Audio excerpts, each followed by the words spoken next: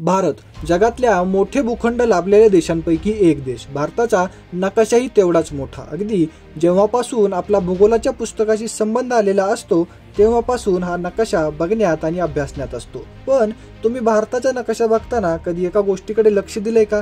ती गोष्ट म्हणजे अनेकदा भारताच्या नकाशावर श्रीलंकेचाही नकाशा दाखवलेला असतो। आता लॉजिक लावून जर तुम्ही असं म्हणत असाल की श्रीलंका भारताचा शेजारी देश आहे म्हणून त्यांचा नकाशात समावेश असणं साहजिक असू शकतं, तर एक काम करा, तुम्ही परत एकदा नकाशा नीट बघा। कारण भारताचे शेजारी देश चीन, नेपाळ, भूतान, बांगलादेश, म्यानमार आणि पाकिस्तान हेही आहेत। तरी फक्त श्रीलंकेचाच नकाशा भारताच्या नकाशावर का बरं दिसत असावा? चला तर मग जाणून घेऊया ही नेमकी काय भानगड आहे। आता तुम्हाला जर असं वाटत असेल की भारत आणि श्रीलंकेचे चांगले मैत्रीपूर्ण संबंध आहेत आणि बाकी देशांशी नाही, किंवा भारत आणि श्रीलंका या दोन्ही देशांमध्ये नकाशा संदर्भात काही करार झाला असेल, तर ही यामागची कारणं बिलकुल नाहीयेत। भारताच्या नकाशामध्ये तळाशी अनेकदा श्रीलंकेचा नकाशा दाखवण्यामागे हिंदी महासागराची भूमिका महत्वाची आहे आणि यामागचं कारण आहे समुद्रासंदर्भातले आंतरराष्ट्रीय नियम आणि कायदा, म्हणजेच ओशियन लॉ। आता या कायद्याची निर्मिती तसंच हा कायदा जगभरामध्ये लागू करण्याचं काम संयुक्त राष्ट्रांनी घेतलेल्या पुढाकारामुळेच पार पडले।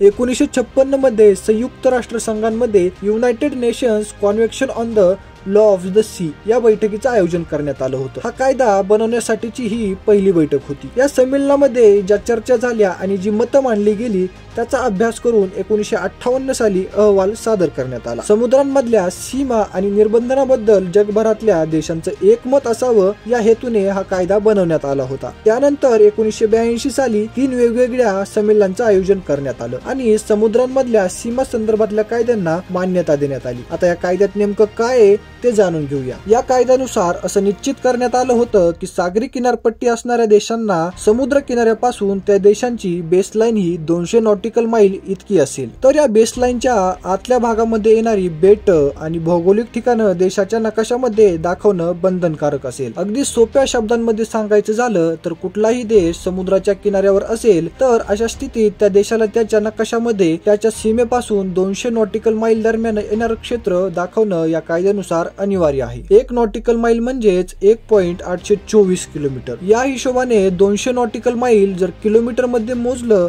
तर 370 किलोमीटर इतकं होतं। म्हणजेच भारतीय समुद्र किनाऱ्यांपासून 370 किलोमीटर अंतरावर असणारं सगळं भारताच्या नकाशावर दाखवणं आवश्यक ठरतं। या अंतरामध्ये भारताच्या जवळच्या देशात श्रीलंका येतं। हे अंतर 200 नॉटिकल माईलहूनही कमी आहे, त्यामुळे श्रीलंकेचा नकाशा हा भारताच्या नकाशामध्ये समाविष्ट केला जातो। भारताचं दक्षिणेकडचं शेवटचं टोक असलेल्या धनुष्कोडी इथून श्रीलंकेचं अंतर केवळ 18 नॉटिकल माईल एवढंच आहे आणि त्यामुळेच भारताच्या नकाशामध्ये श्रीलंकेचं ही स्थान महत्वाचं ठरतं। तर पाकिस्तान, चीन किंवा बांगलादेश हे देश भारताच्या सीमा भागातले देश भारताच्या समुद्री भागात येत नाहीत आणि म्हणून त्यांचा भारताच्या नकाशात समावेश होत नाही। शिवाय कायदा पाठीशी असल्याने भारताच्या नकाशासोबत श्रीलंकेचा नकाशा दाखवला की वादही होत नाही, कारण जगभरामध्ये हाच नियम पाळला जातो।